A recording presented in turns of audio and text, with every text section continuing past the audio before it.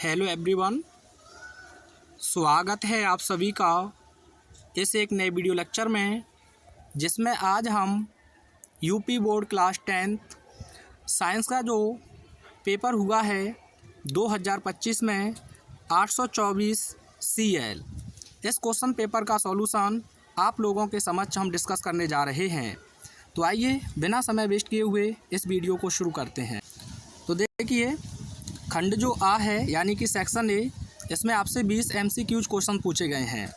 तो इसमें आपका फर्स्ट क्वेश्चन है, अवतल दर्पण द्वारा बना किसी बिंब का प्रतिबिंब वास्तविक एवं बिंब के ही आकार का है बिंब रखा है। तो साथियों, इसमें जो आपका राइट आंसर है वो होगा सी, यानी कि दर्पण के वक्रता केंद्र पर।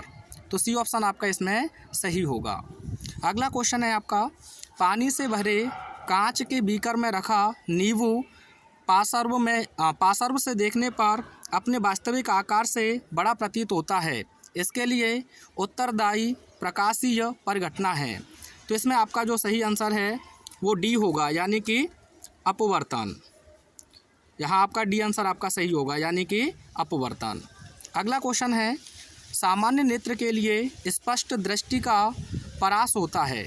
तो इसमें जो आपका डी ऑप्शन है ये बिल्कुल सही होगा, यानी कि 20 सेमी से अनंत तक, यानी कि 25 सेमी से इनफाइनाइट। अगले की अगर हम बात करें, 20 सेमी फोकस दूरी के अवतल लेंस के अक्ष पर कोई बिंब रखा है, प्रतिबिंब लेंस से 30 सेमी दूर बनता है, तो लेंस से बिंब की दूरी होगी। तो साथियों, अगर हम क्वेश्चन नंबर 4 के आंसर की बात करें तो ये आपका डी होगा, यानी कि 60 सेमी। अगला क्वेश्चन है, दो प्रतिरोध प्रत्येक 10 ओम समांतर क्रम में जुड़े हैं। संयोजन के सिरों पर 10 वोल्ट की बैटरी जुड़ी है। प्रति सेकंड प्रवाहित आवेश की मात्रा होगी। तो क्वेश्चन नंबर 5 का जो राइट आंसर है वो होगा आपका बी, यानी कि 2 कूलॉम पर सेकेंड। अगला है, स्तंभ ए में दी गई भौतिक राशियों का सुमेल स्तंभ बी में दिए गए मात्रकों से कीजिए और सही विकल्प का चयन कीजिए।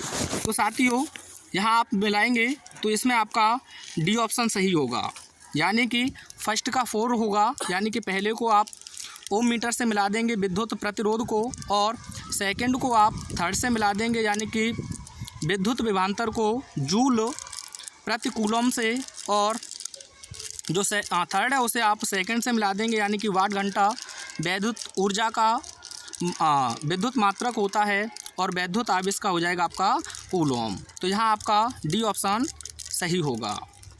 आइए अगले क्वेश्चन को देखते हैं।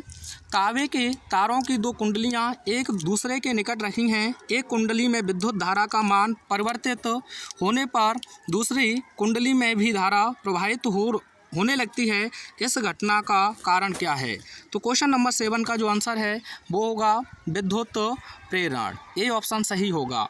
चलिए आइए आगे देखते हैं जो भी क्वेश्चंस पूछे गए हैं आपसे। तो फिजिक्स में आपके 7 में से कितने सही रहे हैं ये बताएंगे। आगे आपका केमिस्ट्री से है, निम्नलिखित रासायनिक समीकरण को आपको पूरा करना है। तो इसमें आपका फर्स्ट ऑप्शन हो जाएगा, यानी कि CaO। ए ऑप्शन आपका सही होगा। अगला क्वेश्चन है, रासायनिक अभिक्रिया जो आपको दी गई है, इसमें सही आंसर आपका हो जाएगा ए, यानी कि विस्थापन अभिक्रिया। ठीक है। आगे पूछा है, बेकिंग सोडा का सूत्र होता है, तो ये आपका हो जाएगा NaHO3। तो बी ऑप्शन सही होगा। अगला क्वेश्चन है आपका क्वेश्चन नंबर 11, जिसमें दिया है निम्नलिखित में से असंतृप्त हाइड्रोकार्बन है। तो इसके अगर हम बात करें तो इसमें आपका जो बी ऑप्शन है ये सही हो जाएगा, यानी कि C2H4। बी ऑप्शन आपका सही हो जाएगा। अगला क्वेश्चन है, नाइट्रोजन के द्विपरमाणु अणु में आबंध होगा। तो साथियों ये हो जाएगा आपका सी ऑप्शन, यानी कि त्रिआबंध। ये ऑप्शन आपका सही होगा, सी। अगला क्वेश्चन है, निम्नलिखित में से सजातीय श्रेणी है। तो ये तो आप देख सकते हैं फर्स्ट ऑप्शन ही आपका सही है, CH3OH तथा C253OH। तो ये ऑप्शन इसमें आपका सही होगा। तो ये आपके रहे 6 क्वेश्चन केमिस्ट्री से, कितने आपके सही हैं ये बताएंगे। उसके बाद आपका बायोलॉजी है ये, इसमें क्वेश्चन नंबर 14 के अंतर्गत आपको दिया है 6 कार्बन वाले अणु ग्लूकोज का 3 कार्बन वाले अणु पायरुवेट में विखंडन होगा। यह प्रक्रम आपका होता है। तो इसमें हम बी ऑप्शन के साथ जाएंगे, यानी कि माइटोकॉन्ड्रिया। तो बी ऑप्शन आपका सही होगा। आगे है अपवहन संबंधित होता है। तो साथियों ये परिवहन से होता है, यानी कि डी ऑप्शन आपका सही होगा। निम्नलिखित में से कौन सा जंतु हार्मोन है? तो इसकी अगर हम बात करें तो ये आपका बी ऑप्शन हो जाएगा, यानी कि साइटोकाइनेन। ठीक है। एकल पौधे से अनेक पौधे संक्रमण मुक्त परिस्थितियों में उत्पन्न करने की तकनीक कहलाती है। तो इसे आप कहते हैं